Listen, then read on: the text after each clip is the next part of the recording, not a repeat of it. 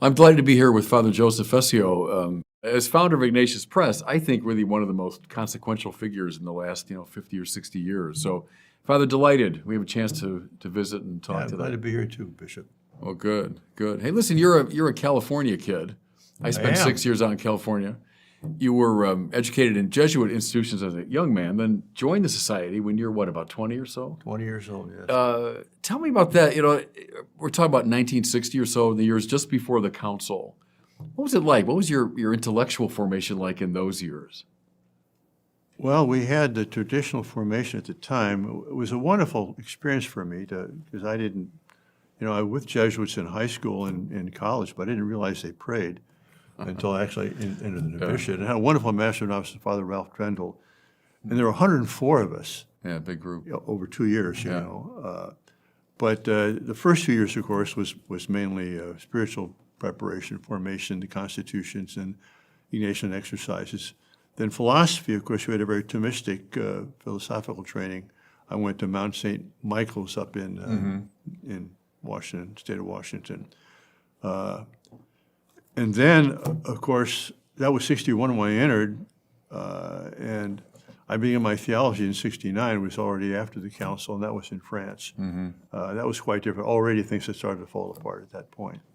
Right, that was a volatile time. You're ordained about 72, 72, right? yeah. I think of, I'm a Chicago priest originally, and the biggest classes in the history of Mundelein Seminary were in the 60s, mid to late 60s. But the class of 67, I think, was the biggest. That was, 70 students, something like that. But you look at that picture now, well over 2/3 have left the priesthood. So it was a time of kind of massive collapse, wasn't it, within the priesthood? Definitely was. I'm always intrigued in people of your generation who stayed. Why did you stay? As you look back and so many of your colleagues were leaving, what made you stay? I made a promise to God. Makes a difference, doesn't it? Yeah.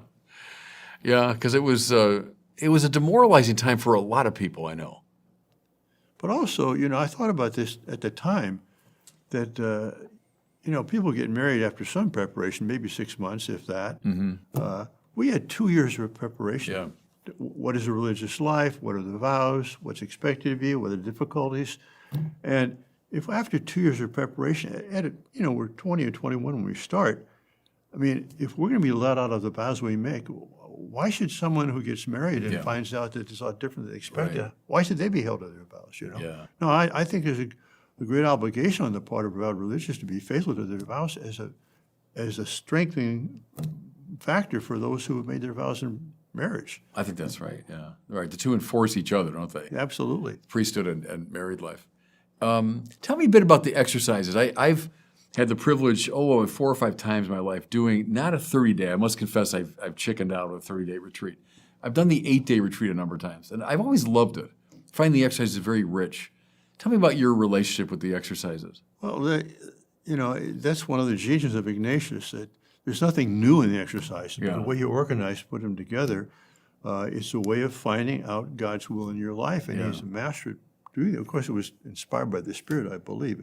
Now, by the way, I made 30-day retreat 3 times. 3 times. Only twice you're supposed to, but I made one with de Lubac in just the 2 of us. He was your director? In Belgium, Oh, my goodness. Wow. In Belgium, but they wouldn't count that for my long retreat. So, but think about that. I had 30 days with Henri de Lubac giving me my long retreat, It was great. Give me one insight from that. So you're with one of the great figures of 20th century Catholicism. Give me an insight he conveyed to you during those 30 days. Well, I can't remember too many details, but I just remember at the end of the retreat, he said, Père Fessio, allez en avant, go forward, So that was my advice and my kind of charter from him, which I've tried to follow. That's Junipero Serra, too, isn't it? Siempre adelante. That's that's his great motto. Well, that's interesting. That was the advice that de Lubac gave you.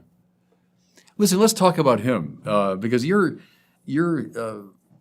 life story implicates you in the lives of some of the most interesting people in the 20th century in the Catholic Church. Not just interesting, a lot of, but profound thinkers, really men of the Church. I look back, Bishop, and wonder, how did this ever happen? Yeah. It was the origin. You mentioned Father Michael Buckley, Cornelius Michael Buckley before. Right.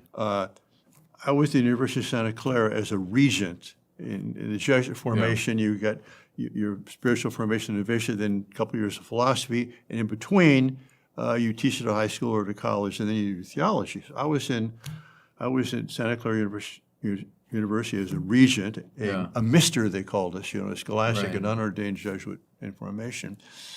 And Father Buckley and I they called us the Fessio Buck Productions. We put on various things. We had a program for young kids in the East Bay, East San Jose, who were disadvantaged kids. And it was the 60s, okay? And I'm trying to grow a beard and trying to play the guitar, and neither one very successfully. Yeah. But my superior, the rector there, Father Copeland, was a former World War II chaplain, very straight down the line, man of regulation. And I found out by the grapevine he didn't like my growing this beard. So I went up to the provincial. Father Buckley and I drove up there to San Francisco, saw the provincial. I said, look, I'm not a rebel. I want to be, I'll shave the beard. He just laughed and he said, well, have you ever thought about going to Europe for theology? Okay. I said, no, I haven't thought about it. You want to think about it? He said, yeah, think about it. So on the way back, because Father Buckley had been at Fourvière, the Jesuit theology, I said, well, I'll go there too. So that's how I got to growing a beard. Led you to got me to Lyon, and Fourvière, which is a theology. Then I got to Lubac. And at that time, this is after the council, 5 or 6 years, and he was démodé, he was old-fashioned. And but I was very impressed by him, and here we are in the city of Saint Irenaeus, right next to his cathedral, or his church. And so he became my mentor. And he was injured in World War I. Seriously, right? His serious head. Very serious shrapnel head injury. In fact, he probably has a record of being the longest, the Jesuit in the longest novitiate, because he was a first-year novice. Okay. Before the war started. The war began. He was 5 years mobilized, in World War I, and then he came out and finished his second year. But because of that injury, he couldn't always go to classes when he was studying philosophy and theology. Okay. So he stayed in his room and he read the entire Patrologia Latina et Graeca by Mina. Now, for those who don't know, this is a great scholar of the mid-19th century who collected all the writings of the fathers, the Latin fathers, and they were in Latin, and then the Greek fathers in Greek with Latin translation. It's 100 volumes, I think, something like 100. A library shelf. So he read the whole thing. Just think about that. I mean, immersing himself, and that really led to him, I think, being such a profound thinker and a great mind of the church. And when you met him, so it's in the early 70s, he would at that time have been in 76 his years 70s, old. right? Having been through an awful lot of drama in his own life, beginning with World War I, the Jesuits, emerging as a major theological figure, and then enduring a lot of harassment, you might say, from people within the church, even being silenced effectively. That's right. In, the 1950s, just before the council. It was just actually, he wrote Surnaturel in 1946, right after the war, and it was, paper was very short. In fact, I saw one of the first printings of this thing where the first half was on shiny paper, the second half on kind of rough paper. So it wasn't well distributed, but there were people in Rome that were upset with what he did, and they had him silenced, Garrigou-Lagrange played a role, didn't he, in some of that? I think so, but it was Boyer, B-O-Y-E-R, I think, who was the main player in that. Not Bouyer. Boyer's different. Right. But, de Lubac is up for canonization, right? He's being considered. Yes, his cause has been introduced, that's right. I think if he's canonized, I pray that he is, it would be because of those years, right, where he showed extraordinary patience. He didn't go into open rebellion against the church. He didn't, engage in polemics. He. No, in fact, I heard from Father Bernard Cespoe, who was a professor there at the same, when I was there, that when this happened, de Lubac had not been teaching, but had been writing. And he was told by the general, at the behest of the Pope, to cease teaching, which he wasn't doing anyway, and cease writing. And in those days, maybe still, after lunch, which is the main meal, they go down into the basement area and they have these little demi-tasses of coffee. And cigars, usually. Yeah, cigars, coffee, which is thick as like an engine. Like taking medicine, right? Okay. But they were all very upset and they were complaining about the Pope, and they were criticizing the Pope for doing this. And de Lubac left in tears saying, I can't have you criticize the Pope in my presence. Is that right? He left. That's pretty good, huh? The story I've heard along those lines is at the council itself. He's on the steps of St. Peter's with Hans Kung, and Hans Kung was just going on about how terrible this had been, what had been done to de Lubac, how unfair it was, and how the church. And de Lubac's response was, "Elle est quand même notre mère," but she's still our mother. Yeah. You know, and I thought that captured the spirituality beautifully. He wasn't in favor of his being silenced, but he accepted it. Well, I became his amanuensis because he was not well at times, and so he'd dictate to me, and I'd type his letters for him. But one day I was in his little room, and his study there, and the phone rang, you know, so I get up to leave, and oh, no, it's okay. And he's saying, oh, no, Papa, I can't do it, no. Hangs up. What's that all about? Well, it was Cardinal Villot. He wants me to come to Rome for the Papal Theological Commission meeting in October, but I really can't. I'm not well, and I can't go alone. There's no one to go with me. I said, I'll go with you. Oh. Will you? Picks up the phone. He calls, I'll be coming, you know. So I go to Rome, accompanied de Lubac to the meeting, and there was Ronner and Lonergan and Bouillet and Congar and Ratzinger, Balthasar. I mean, This is the International Theological Commission. yeah. This was the A team. cream all of the there. crop of Here that. I'm this little, recently ordained priest and everything. But while he was there, he was asked to give a talk at San Luigi Francesi, which is the sure, French National Church where in the Caravaggio's Piacenza there. Yeah. And so I go and I bring him to give this talk, and I'm sitting there. It turns out, I didn't know what was happening, but I was sitting in the front row with Balthasar on my left and Wojtyła on my right. Okay. And so Not bad, huh? so Lubac is up there, and he'd been sick for the last couple of days, and I had to, walk him up there. And he's at the table, and you see he's very pale, but he's speaking about the role of Peter and of the papacy in the early church. And, as he's speaking about Peter and speaking about the papacy, you could just see him kind of come to life. It was like watching the resurrection, And he finally, it was over standing ovation. He grabs, he says, we have to go outside. And he grabs my arm, we walk outside. He says, j'ai fait mon devoir comme jésuite, j'ai défendu le pape. I've done my duty as Jesuit, I've defended the Pope. Yeah. Because this was under Paul VI, who was criticized quite heavily. Anyway, but that was... That's still a basic Jesuit task, isn't it? I mean, Yeah. to stand in solidarity It with the is. Pope. Yeah. No, he was a great man of the church. I mean, and wonderful scholar, sense of humor. I attended his funeral mass. You did? I was a student in Paris, Oh, my doctoral gosh. student, and de Lubac had died. And so the funeral was at Notre Dame, and so I walked down there, no idea if I'd get in, anything. I thought, I'm just going to go. I went up to the door, and I was stopped, and the guy said, are you a member of the family? And I said, no. And he said, est-ce que vous êtes théologien? Are you a theologian? And I was a theology student, so I said, oui. And they brought me, and I sat in this wonderful seat. I'll never forget it. It was very moving. He came, the body in a very simple wooden coffin with his cardinal's hat on top. Yeah. But it was Cardinal Etchegaray spoke afterwards. Okay. And he recalled, when you mentioned Wojtyła, I thought of this, because Wojtyła becomes Pope, and he visits the Institut Catholique to speak to the faculty, and de Lubac is kind of in the background. And Wojtyła notices him, voilà, le père de Lubac. And he bowed his head like this to him.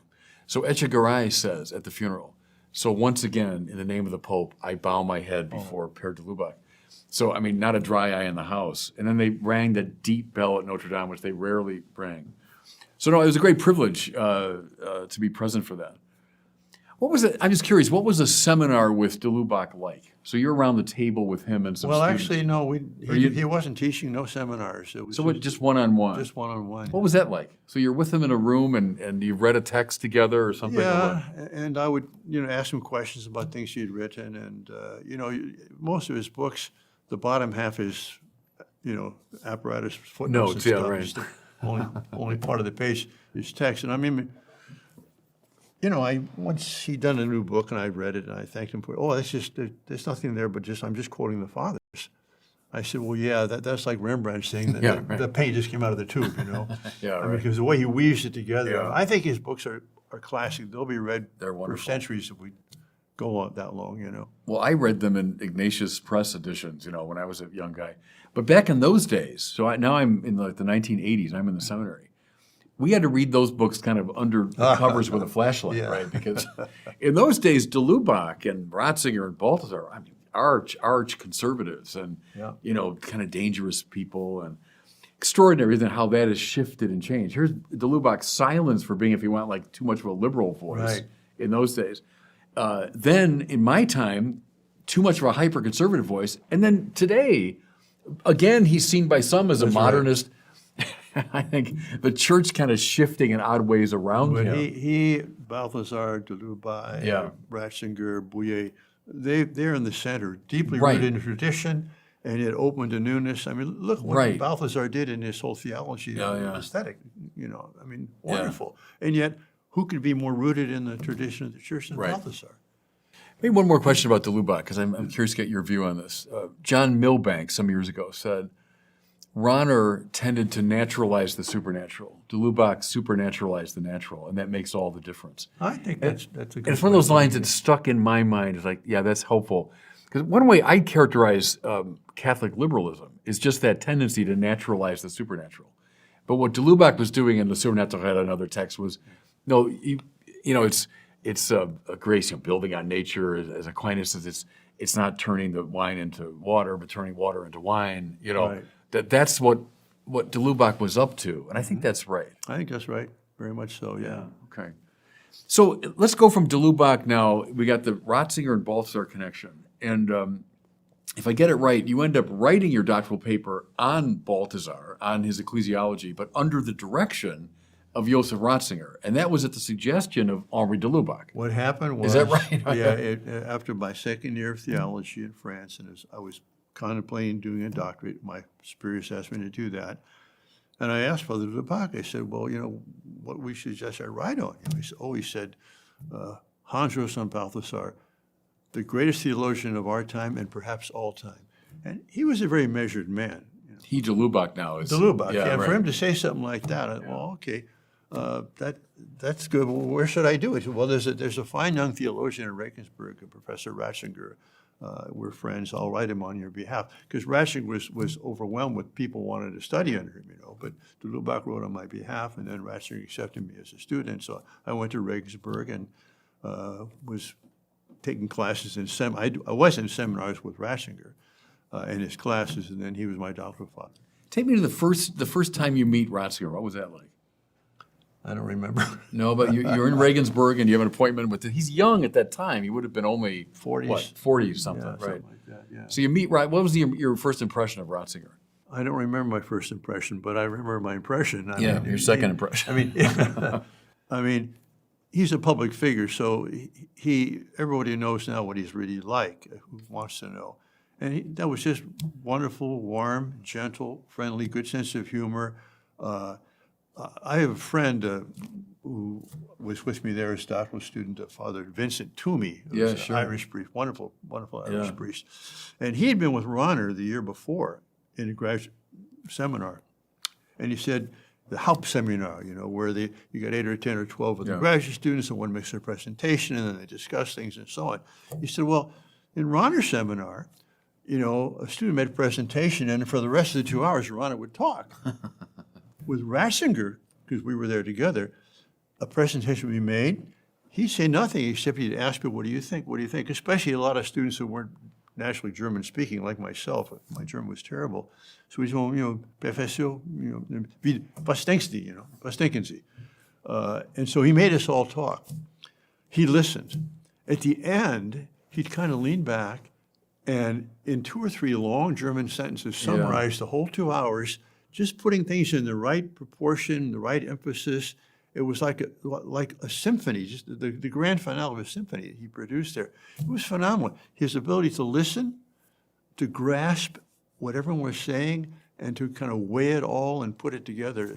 It was really beautiful, wonderful experience, which, by the way, when John Paul II asked him to oversee the catechism, that's perfect, He's the perfect man to be able to bring not only all the teachings of the Catholic Church together in one place, but to organize it in a way that gives everything its hierarchical value. It's beautifully done. And it's interesting, you talk to bishops of a certain age who would have known Ratzinger when they went for their ad limina visits. That's exactly what they said. That, bishops around a table, they'd each share something Yeah. about their diocese. He would listen very patiently, and then at the end, perform that little symphonic move, right? Yeah. Of getting it all. So he never lost that touch. No. And the skill, with summary, the precision of language, all of that. I've seen films of the young Ratzinger speaking, and they are extraordinary. Whether it's in German or his beautiful French. He had great French, very good English. An extraordinary performer in that sense. I mean, he was just the master of that situation. But how often would you have the seminar? Once a week? Was it once every couple weeks? Oh, the seminar. Boy, I don't even recall how often we had them, whatever the schedule was. But we had classes with them and then the seminar and then, of course, private conversations with them. And then also, in 1977, he was made Archbishop of Munich-Freising. Yeah. And he had about 50 doctoral students that had been there, in the last 10, 15 years. And so we decided, well, let's try and have a continuation of this in some sense. Right. And so we formed the Schülerkreis, Right, yeah. a group of his former So students. you were part of that from the beginning of it. You were part of that Schülerkreis. Yes, from I the was, beginning. because I finished my degree in 74 or 75, finished the course in 74 and the writing in 75. And 77 was he, stopped teaching because he became Archbishop. Unlike you, who continues teaching while you're a bishop. But I remember at the time there was another one of my classmates was Father Schönborn, Father von Schönborn at the time, now Cardinal Schönborn. So we were both there with Ratzinger. Schönborn did not do his degree under Ratzinger, but he was there for a year. And we were at one of these Schülerkreis weekends. Every year we'd have a weekend at a monastery. We'd have Mass together. We'd have meals together. We'd have a seminar where someone invited him to give a little talk. And he'd give the homily at the Mass. And it was the 21st Sunday of ordinary time where the gospel is about the 11th hour workers that get paid the same, Yeah. And he gave a homily which I've never forgotten. And every time I see that gospel now, I think of that homily. And 20 years later, after Schönborn had become cardinal, he and I were both down at our friend's place in Southern California, Judge Bill Clark, at his chapel. And I read the gospel, and it was that gospel. I thought about that homily again. I sat down, and Cardinal Schönborn began to give his homily. And he said, 20 years ago, Joseph Ratzinger gave a homily on this text, and here's what he said.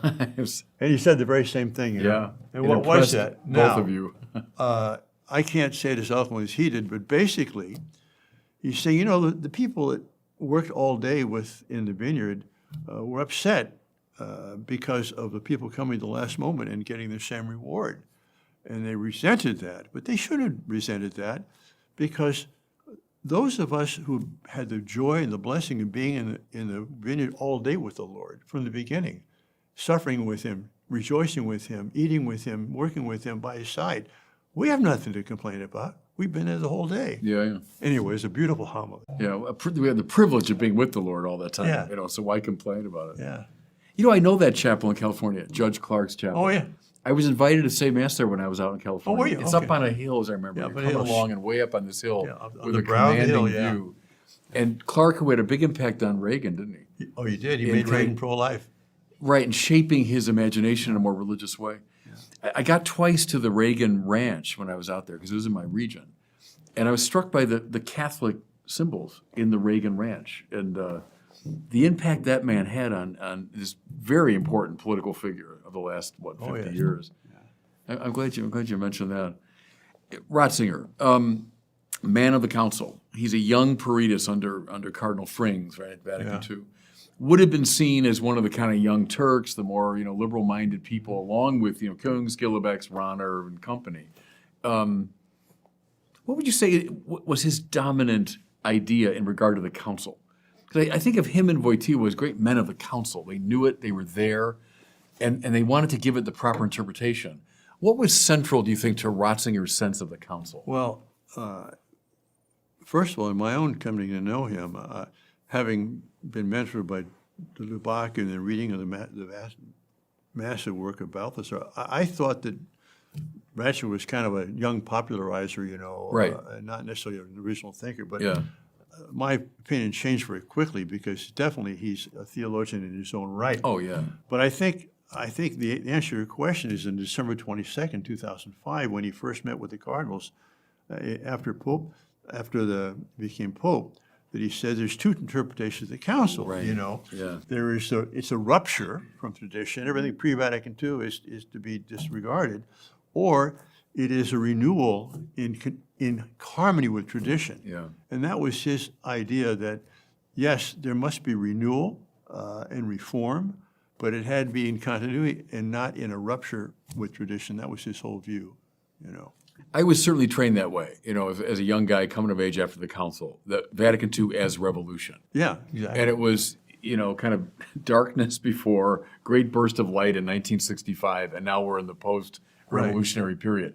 That's, I think, how my generation was shaped. Yeah. And that's why people like, I think, Ratzinger, de Lubac, Balthasar were kind of seen as suspicious figures. They were counter-revolutionary figures, when I was in the seminary.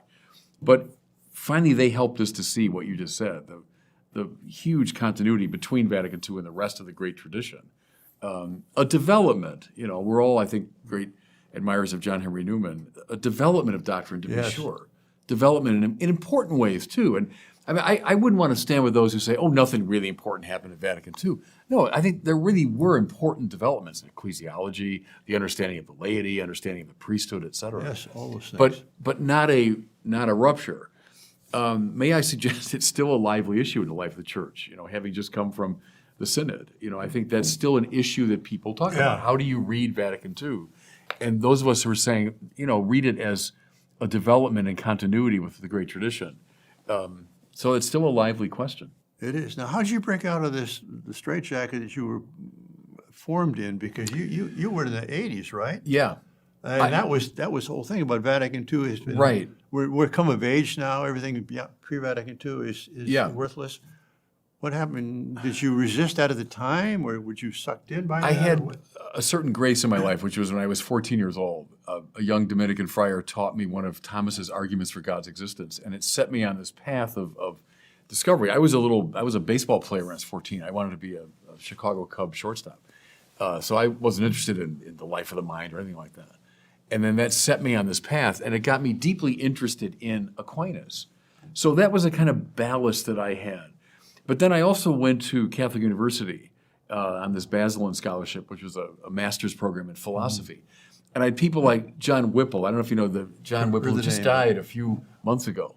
One of the great Thomists in the world taught me. And then Robert Sokolowski, who became kind of an intellectual hero of mine, taught at Catholic U. And that gave me an added sense of the richness of the tradition. So as I was being kind of instructed in standard Catholic liberalism of the time, I had happily this counterweight. Well, when I was 14, I was a baseball player too, and as well. And also, I was at a Jesuit high school. I asked myself, wait a minute, why am I Catholic? Because my parents are Catholic, but other parents are Jewish or Muslim or whatever. That's not a good reason. I began to think, well, does God exist or not? It's interesting. That's a very important period in a person's life, it seems to me, that high school period. Yes. And I've said that for years in my pastoral work. Don't neglect that time. And the teachers, I think of the teachers I had in high school were some of the most influential of my entire life. Same with me. The kindergarten through graduate school, but the high school teachers were the ones. I've said the same thing, that just like you, I've been to college, post-college, graduate work, but the most important educational time of my life was in high school. Yeah. And the teachers I had, I still remember them. Yeah. We could have both been great baseball players. I hit .435 my last season. How about you? What were you batting? I hit .435 my last season. Oh, my goodness. Yeah. When I was in Little League, I was a very good hitter, and then my eyes started going bad. And I could tell one season my batting average plummeted. And then we went to the eye doctor. Field. I was a klutz in the field. I was a shortstop, and I was a good hitter. But then, as I say, my eyesight started going. Yeah, well, as it put me in right field, as far away as you get from any action. Yeah. No, I still love baseball. But, speaking of baseball, John Whipple, Monsignor Whipple, the story always went that he faced a decision, either to go into the Cincinnati Reds farm system or to become a Basilian, to study philosophy, because he was that good a pitcher. and he decided to become a Basilean. So he might have become a pro baseball player. Well, I had a choice to join the Pittsburgh farm system or continue studying engineering. And I said, I'm never going to be a great baseball player, but I'd like to be an engineer. But they were pursuing you for the Pittsburgh Pirates farm system? Yeah. No kidding. Well, you must have been pretty good. I wasn't, but I... No, your fielding must have been better than you were suggesting. I was a pretty good hitter, you know. Yeah, well. In fact, the two of us were performing for the Scout. One was Jim Fregosi, who went on to be a major league player, and he coached the Angels, I think, you know. Of course, the Pirates of the 1970s, when I was a kid, Roberto Clemente was one of my heroes, one of the great players. Reaches 3,000 hits exactly, and then dies in the plane accident. Yeah. Anyway, so we talk about baseball at our next All right, gathering. next You know session. what? I'm curious. So we got de Lubac, Ratzinger. Now, Balthasar. So you write on Balthasar's ecclesiology, not under his direction, but on his topic. But you would have come to know him in those years. Oh, very well. Yes, in fact, he helped found this secular institute, the Johannesgemeinschaft, the Community of St. John, and they have a little kind of a chalet on the Rigi, which is a mountain between Zurich and Lucerne. And Balthasar would go there in the summer for a few weeks, and he'd invite de Lubac, and so de Lubac would bring us up with him. So I was there for a couple of weeks with Balthasar and de Lubac, being able to have meals with them. I still have my chalice that they've celebrated Mass with, What language were you speaking at that time? French. Yeah, because de Lubac didn't speak German. And Balthasar had beautiful French. Oh, I've my heard him gosh. speaking French on YouTube, but he has beautiful French. Excellent French, extremely good. And his English is quite good, too. But I remember, for one thing, was de Lubac had just come back from Crete. And so he was recounting to Balthasar his trip to Crete. And I'm listening to this, thinking to myself, if I went to Crete myself, I could not experience this as well as I can listening to him talk about it. Because, what a historian does is not just recount everything that's happened, but pick out the important things and put them in a pattern, Yeah. And de Lubac had that ability. It was just beautiful. And then listening to those two people talk, it was like watching two galaxies coming into intersection, whatever. It's so glorious, Balthasar is staggering. When I was a kid, when I was going through theology, Rahner was the mastermind. Oh, yeah. So we tended to read something from the Bible, something from the Fathers, a little Aquinas, and then Rahner. Yeah. And Rahner would settle the matter. Yeah. That's the way it usually went. Yeah. And I have great admiration for Rahner. Heck, I read, the Foundations of Christian Faith, and we read Theological Investigations, and, he was a mastermind figure. He was. But it was my discovery of Balthasar. I would have known the name Balthasar maybe when I was going through seminary, but we didn't read him at all.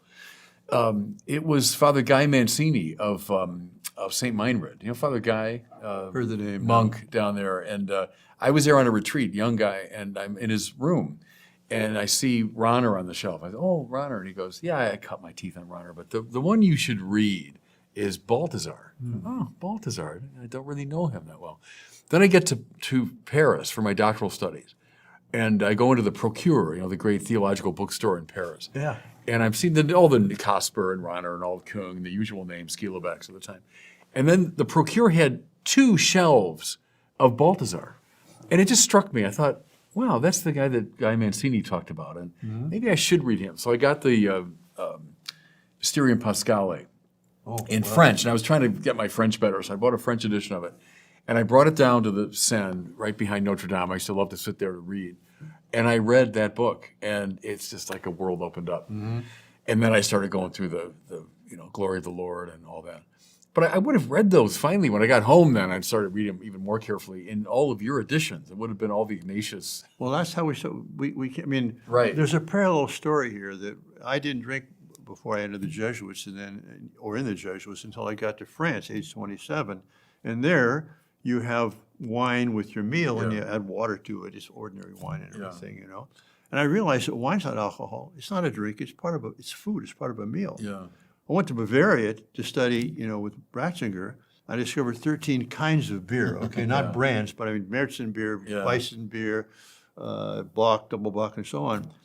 I came back to the United States, had my first sip of an American beer. I spat it out. It was so insipid. And I said, if you're going to call this beer, I needed another name for what I was drinking in Bavaria. Yeah.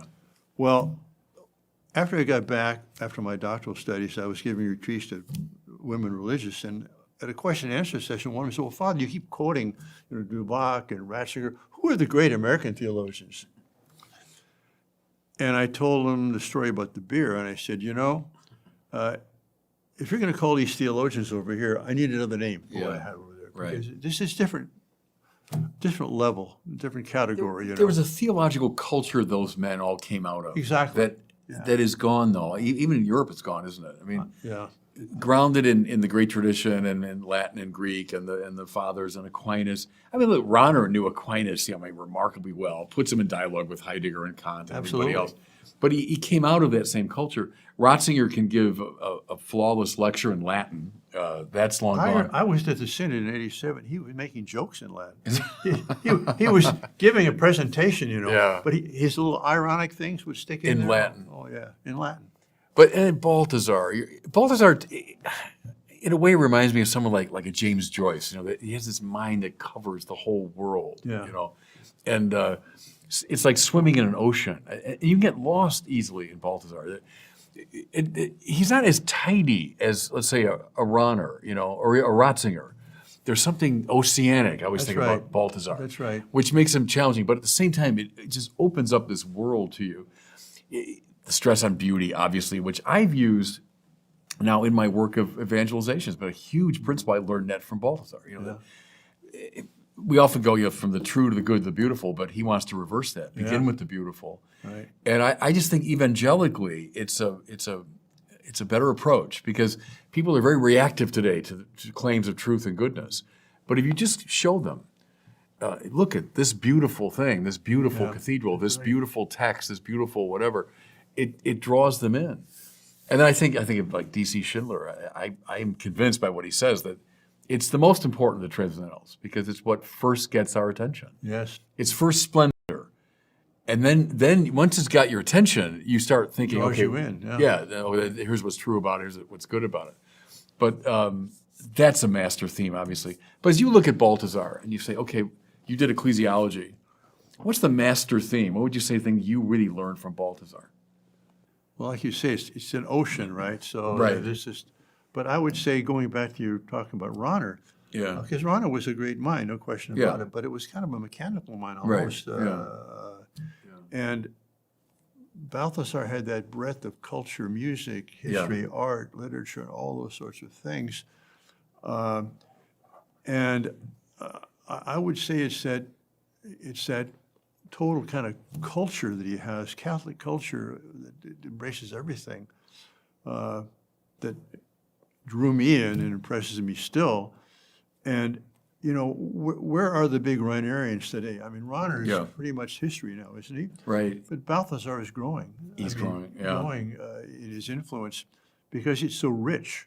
It's so rich and so deep. And he operated outside the academic establishment, didn't he? He wasn't a professor at a university. He never was. He wasn't. And that gave him a certain liberty in his thinking. But I think he talks about kreisendes Denken, circling thought, the idea of, he gives the example of the sculpture of David, Michelangelo there in Florence, where you have to walk around that thing to see. You can't, 1 per second is enough.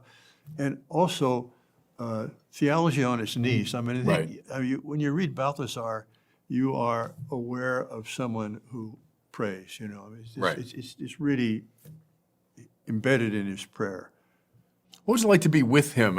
Photos of Balthasar, he was tall, wasn't he? Tall. Was he kind of a physically imposing, impressive guy? Well, he was tall, somewhat slender. Slender. And he had kind of a shyness to him. Yeah. A very kind of aristocratic, but shy. But always he was warm and friendly. And I remember, up at this little chalet, he says, well, have you ever read The Bridge of San Luis Rey?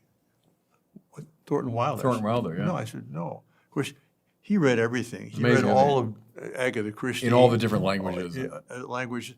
Oh, you should read him, He calls back to Basel and has the book set up for me, so I can read Thornton Wilder. That's just how very, very kind. Oh, another thing. I went, this is after Ignatius Press started. I was traveling through Basel. I stopped to see him and spend the night. And someone gave me this book by Manfred Hauke called Women Priests, ? About 500 pages. And so we had dinner in the evening, and I said, well, what do you think about this book? Well, let me take a look at it. So I gave it to him. And then we went to bed, and this is about a 4-story building that he has, his apartment type thing, but he has the whole thing. And every wall of every room was lined with bookcases, you know. And I'm an ex-engineer, I'm kind of a quantitative guy, so I wandered through the building, and I estimated, you know, how many books per foot, how many feet, and I estimated 30,000 volumes. Yeah. And I picked them out, and, you know, Germans, like, they'll have 26 volumes of Nietzsche and, you know, 42 volumes of Kant, that sort of stuff, and I'd pick them out at random, and every one, he had notes in the margin. Yeah. Okay, so the next morning, we get up and have breakfast, and he has you about the book. He says, well, the Theological Commission, the Papal Theological Commission, was supposed to discuss women's priesthood, but now we don't have to. This book has it all, you know. Yeah. But it was a 500-page book. What was you doing all night? I don't know. But in the morning, he gave it to me. He says, this is the book you want to. So we did. We published that thing in English. He'll write, for him, a minor book that would be for anyone else the masterwork of their entire career. Yeah. And Balthasar tosses it off as, you know, he's a 400-page study of Maximus the Confessor or Right. The Little Flower or something. Yeah. Anybody else, that would be their Hauptwerk, right? That'd be their masterpiece. Well, I don't know what your high school was like, but we took the Iliad in high school, okay? Yeah. When Balthasar was in high school, he translated the Iliad from Greek into German. Yeah. No, he was a mastermind. There's no question. Yeah. I mean, what's de Lubac's famous line, the most cultivated man in Europe, right? Yeah. Which is pretty high praise coming from someone like de Lubac. Right, and Ratzinger praising them both in the same way in his book Milestones. Right, yeah. Page 141 or 143, he says, yeah, two of the greatest minds of the church. Do you know, I wonder if you could confirm this. I've heard the story over the years that at a certain point in the 70s, de Lubac, Balthasar, maybe Ratzinger and others got together to think about, now, who should the next pope be? And that they identified Wojtyła, that he would be a good candidate. Have you ever heard that story? I don't know about that story. I know they did get together to start Communio magazine. Well, of course, Communio, yeah. That's for sure. Yeah. And I do know, I was,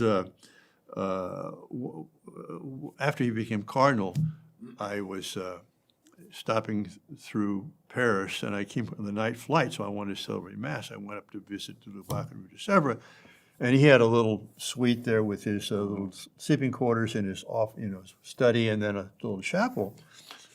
And I said, could I say Mass in your chapel? Of course, you know. Cardinal de Lubac in his 80s served my Mass on his knees. He was cardinal Anyway, at the time. Mass is over. Yeah. He goes into the restroom, and I'm standing there, and I see this dossier there. It says correspondance papale, you know, papal correspondence. Oh, what's in there? You know, I open that thing up, and Are you over? and there's letters from him and Wojtyła, you know, before Wojtyła was pope. Oh, and I got a card from him too. When Wojtyła was elected, I got a card from de Lubac saying, "Thank God we have a Humani Vitae Pope." That's what he said. Is that what he said? Humani That's Vitae interesting. Pope, yeah. I wonder, what was it like for you, 1978? So I'm 18 years old, the year of the three popes. So to me, it was like, oh yeah, the popes died and a new pope, and you know, I was interested, but in a sort of external way. But you who knew all these people, what was your reaction when Karl Wojtyła came out on that balcony? Well, that was 78. 78. I was teaching. Yeah. You would have met him at that point, and you knew all his friends. And, I had met him, but didn't know him that well. I mean, Yeah. I hadn't really talked to him or anything. You know, I was happy. I didn't know much about him though. yeah, okay. But when Benedict when of course, Ratzinger became Benedict, pope, yeah. that was I remember that very well. Yeah. I mean, that was because I was confident he'd be chosen because there was no one else. Yeah. There was no one else of that stature. You know. Well, the cardinals especially knew that. So in the outside world, the Panzer Cardinal and all that nonsense, but the cardinals who had been dealing with him for Exactly. years knew all of his great gifts and That's right. strengths and his balance and his moderation. That was the advantage of him being a curial cardinal for so long that all the other cardinals that got to know him, who he really was. You know. Right. Oh, no, I remember 2005, yeah, and the death of John Paul and how dramatic that was, and his Yeah. funeral, and extraordinary. I had the privilege twice. I was a scholar in residence at the North American College in Rome.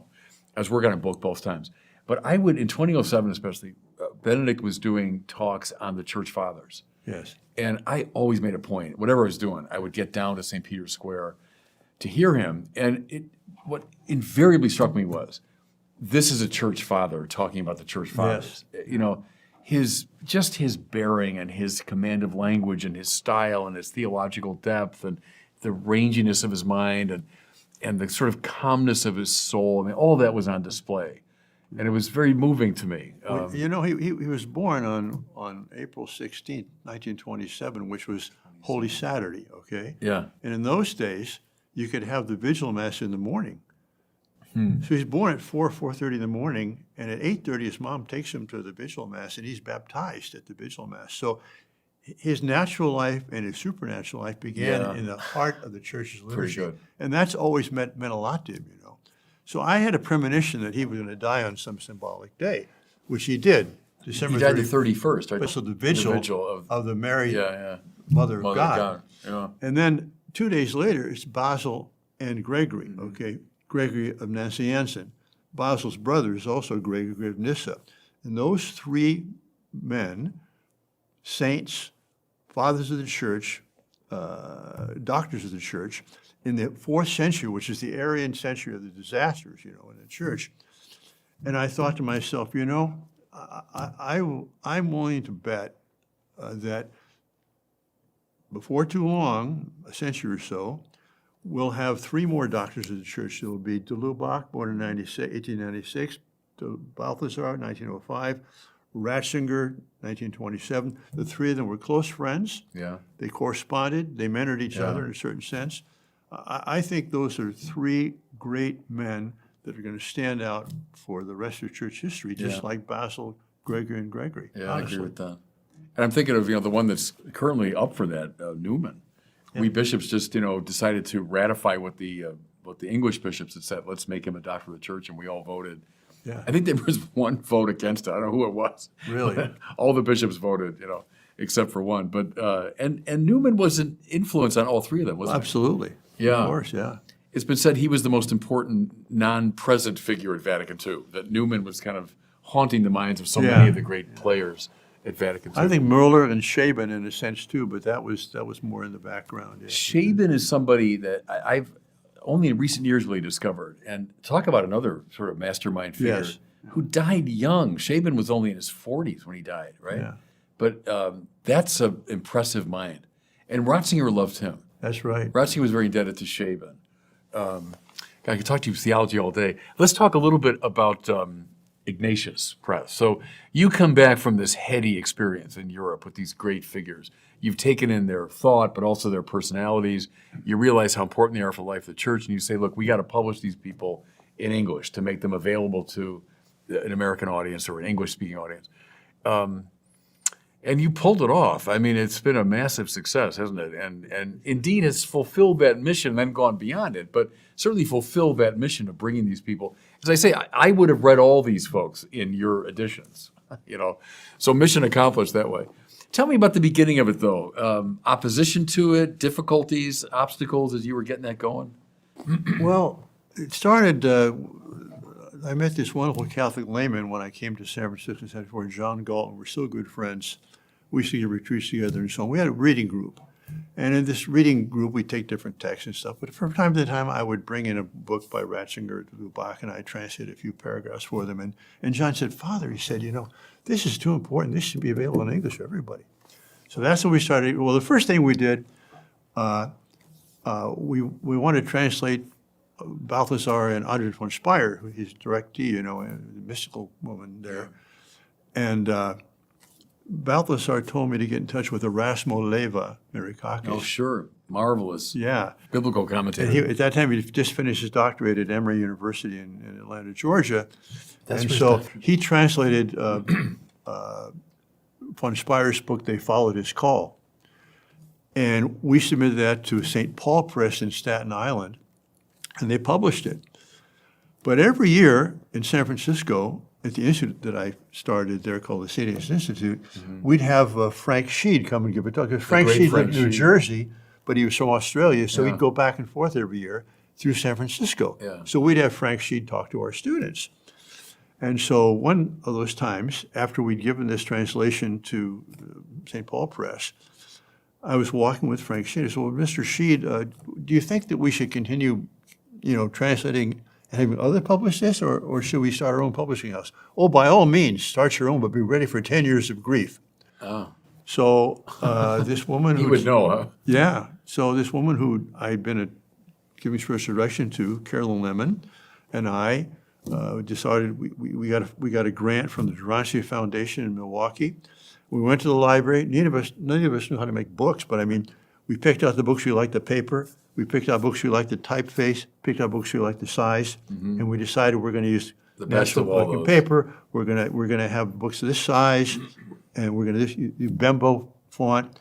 And so that's how we started Ignatius Press, kind of as amateurs. Well, we're still amateurs in a sense, but and it grew from there. However,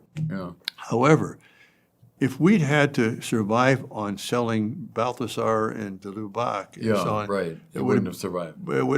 but Tony Ryan from St. Paul, Minnesota here, came on 2 years later, 1980, as our marketing director.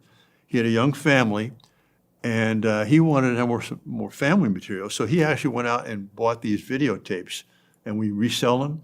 And Ignatius Press became the largest distributor of Catholic videos, I think, in the world, if not just the country, because of Tony. Of course, that brought in the income. Sure, yeah. And then after that, we had more authors on different topics. And so now we still sit around a table every month and decide what we want to do. And two criteria. Yeah. One, do we like it? And two, will it help the church? Yeah. So novels, like Michael O'Brien's novels, have become very popular. Father Elijah, I read, many years ago. Yeah. So we're blessed. We're very blessed. You know, I'm thinking of something. William F. Buckley, when he was getting National Review going and trying to recruit writers for it, and a guy would say to him, "Oh, no, Bill, I've decided I'm going to stay in academia, or no, I'm going to go back to the university." Buckley always said, "Out of the arena." Like he had very little respect for people that just wanted to do full-time academic work. He liked people that combined the academic and the institutional, if you want. They were still kind of in the game. Yeah. And I think of that a lot, with my own work with Word on Fire, and which is trying to imitate in a way what you did. But the combination of that, of doing the Competing with us, that's okay. it's- Friendly competition. There's plenty out there to publish. Yeah. That's right. Yeah, but No, and it's great. I want to interrupt you there. It's great what Word on Fire has done. You're publishing it, like Ignatius Press, and maybe even more. You believe in beauty. Yeah. I mean, the things you publish, they're beautifully done. The art is lovely. It's quality. yeah, thank you. On purpose very much, and that's Balthasar. It's Yeah. Balthasar's influence. Exactly. But the combination of the intellectual and the practical, if you want, the intellectual and the institutional, that you have to have some vehicle to make this real, or it can remain just too abstract. That's right. Just kind of caught in the groves of academia. Yeah. But I think that's fascinating and is a much needed thing in the life of the church. When did Word on Fire start publishing things? Not that long ago. We started publishing only, 4 years ago maybe. And then when did you start? When did Word on Fire begin? We kind of trace it back to about the year 2000 when I got on the radio in Chicago. Okay. And that was just, I had the idea that we should be doing more to propagate the faith and using at that time, the old media. The new media weren't around yet. Yeah. And I just went to a WGN, which is a big radio station in Chicago. And I said, what would it cost to get on the air, like a sermon show? And they said, at 5:15 a.m. on Sunday morning, we got 15 minutes. It would cost you $50,000. So I asked the people in my parish for that money. Yeah. That's how we started. But I think the fact that people have responded to it is a sign of, this spiritual hunger. We all know about that. It's in people's hearts. And what's really encouraging to me, Bishop, is that, you reaching out to a wide audience for sure, but I can tell by what you say and what you write that you've been nourished by these same authors that have nourished me. Right. There's a depth there. This isn't just kind of, rhetoric or superficial stuff. This is deep. It's like I think Ratzinger does this too, with more than de Lubac and von Balthasar, is that he's able to take these tremendously beautiful, powerful Catholic traditional thoughts and put them into a form where, people can understand them and appreciate them, Yeah, I appreciate that. We've always said truth and beauty are the two things. Yeah. We want. I grew up on dumbed down Catholicism, and I hated it. It's been a disaster pastorally, and we can document that because the people disaffiliating will say over and over again, I never got my questions answered. I started asking more serious questions, and no answers were forthcoming. So that decision we made as a church a long time ago to dumb it down was a disaster of the first order. So truth, but then beauty is the other element, and I learned that from all these great people. Hey, can I ask you one more thing? I know I could talk to you all day. We're running out of time, but the Jesuits. I would tell you a story from a couple years ago. I was invited by the Jesuits in Chicago, the provincial there, the leader of the group there, and it was the guys who've been through tertianship, right? So they're ordained, and they've been out now doing some other specialized work. Good guys, and we spent, I'd say, 2 hours. I just came and I did a little talk on the work I'm doing, and then we opened it up for conversation. And it was marvelous. These are people that work at America Magazine, and they're working at universities and in high schools and all over the place. So after a long conversation, one of the guys said, now, we feel pretty comfortable talking to you, and we've had a nice conversation. Bishop, if you were to give us, some advice, what would it be?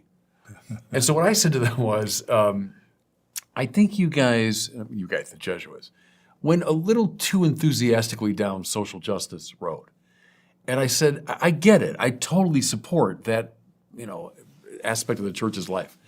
But I said, I think you didn't abandon them, but you turned away a bit from your high schools, your colleges, and the basic instruction in the faith.